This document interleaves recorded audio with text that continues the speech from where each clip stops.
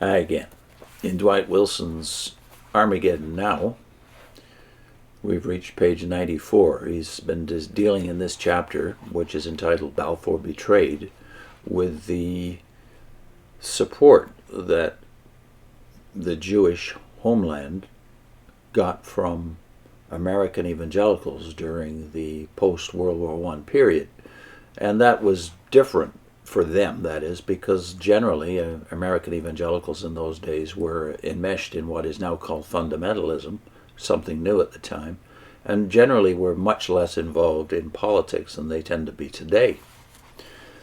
So Wilson goes on, the persecution of Jews in Nazi Germany, this is in the 1930s, stimulated discussion of anti-Semitism in the mid-30s, and thereafter premillenarian views continued to be ambivalent.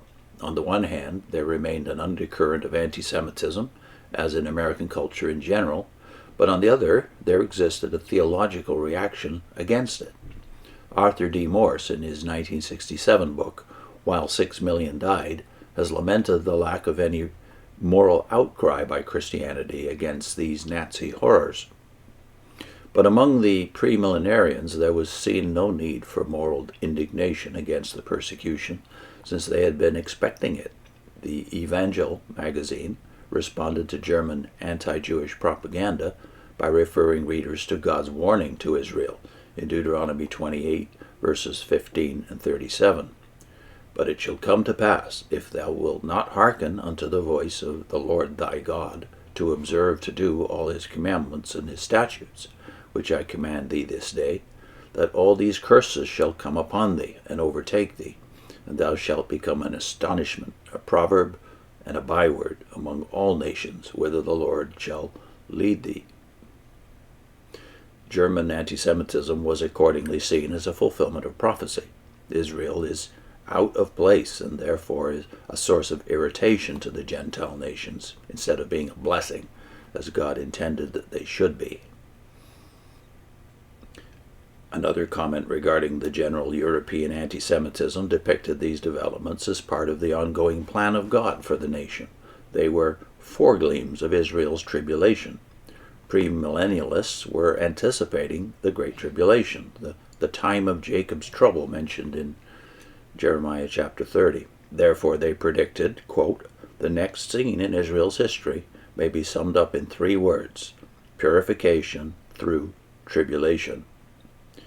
It was clear, Wilson goes on, that although this purification was part of the curse, God did not intend that Christians should participate in it. Clear, also, was the implication that he did intend for the Germans to participate in it, in spite of the fact that it would bring them punishment, and that any moral outcry against Germany would have been in opposition to God's will.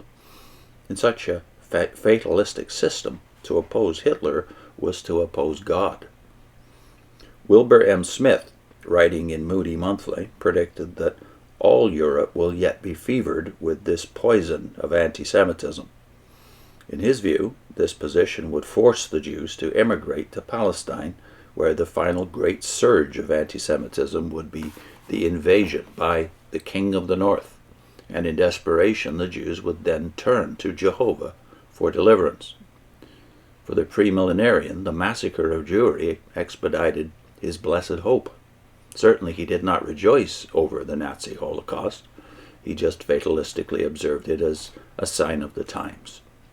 Even the moderation toward the restoration expressed by the editor of the Alliance Weekly produced the same result. Wait and see. In that magazine, the Alliance Weekly said this, quote, are we looking today upon the beginning of the last sifting process? In the light of world movements, it seems as if that were likely. Anti-Semitism was never so rampant or so widespread, even in the darkest times of the Middle Ages.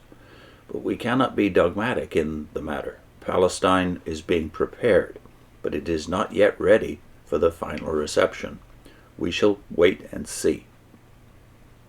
Wilson goes on, in 1934, Biola's Louis S. Bauman offered an extended discussion of anti-Semitism in his book Shirts and Sheets, or Anti-Semitism, a Present Sign of the First Magnitude. This book was a fair representation of the ambiguity of the premillenarian attitude toward the Jews. Bauman's basic theme was opposition to persecution of the Jews, yet he believed God had permitted persecution because of the Jews' self-condemnation at Jesus' crucifixion. And the byword was, of course, "His blood be upon us and on our children." And here Wilson refers to Matthew 27:25. When I was coming out and reevaluating all these things, coming out from the witnesses, that is, and reevaluating all these things in the mid-1980s, I was struck by the fact that many of the expositors I was now coming across, such as Elmer Josephson here in Israel, God's Key to World Redemption, very good book, by the way. Josephson flipped this quote on its head, "His blood be upon us and on our children," and pointed out that there's an irony in that in the Synoptic Gospels, which is they may have meant it that his blood be avenged on us at the time, because of course they did not think he was the Messiah. But in the light of the Synoptic revelation, that is in the gospel, all four Gospels really, Jesus' blood can be pleaded upon the Jews, as he himself said on the cross a few hours after his condemnation at the Sanhedrin and before Pontius Pilate, as he said himself on the cross in prayer, "Forgive them, for they know not what they do." So Josephson and many other commentators pointed out that the blood being upon Israel is a confirmation of what Matthew chapter 1 and 2 says, namely that he will save his people from their sins. Wilson goes on, he placed part of the blame for anti-Semitism on the Jews. "The Jew is the world's arch-troubler," he said. "Most of the revolutions of continental Europe were fostered by Jews. The Jews, especially the German Jews, were responsible for the Great Depression. Even worse days of terrible judgment were to come, yet God would judge the nations that persecuted them. It was all a glorious sign of the first magnitude." And here's a direct quote again. "Foolishly, the nations are becoming anti-Semitic, providing the cause for Armageddon. Frantically, the nations are running their munitions factories day and night, preparing the weapons for Armageddon, and fearfully the nations are shuddering as they meditate upon the imminency and the sure horrors of Armageddon. Hopefully, however, the saints look forward to the day after Armageddon, when the ages-long night shall give place to the glorious sunrise of the new age." Put in a link to a meditation by Adolf Saffer, himself a converted Jew. The Hosea chapter 3 miracle, that many days Israel, Hosea said 2,700 years ago, many days they would be without a prince, without a priest, or even without a land, and yet they would never return to their ancient besetting sin, idolatry. Yeah, that chapter, a mere 5 verses, by the way, in the original. 5 verses is an amazing chapter to study and meditate upon, because it was one of the texts that I had to think deeply about in terms of fulfilled prophecy. Obviously, this prophecy has been fulfilled. And the end of that prophecy is that one day they will come. They will come to Jehovah, Yahweh, and to his goodness in the latter days. So for me, that was a game changer, Hosea chapter 3. So I'll put the link in to Saffer's meditation on that same chapter. See you soon.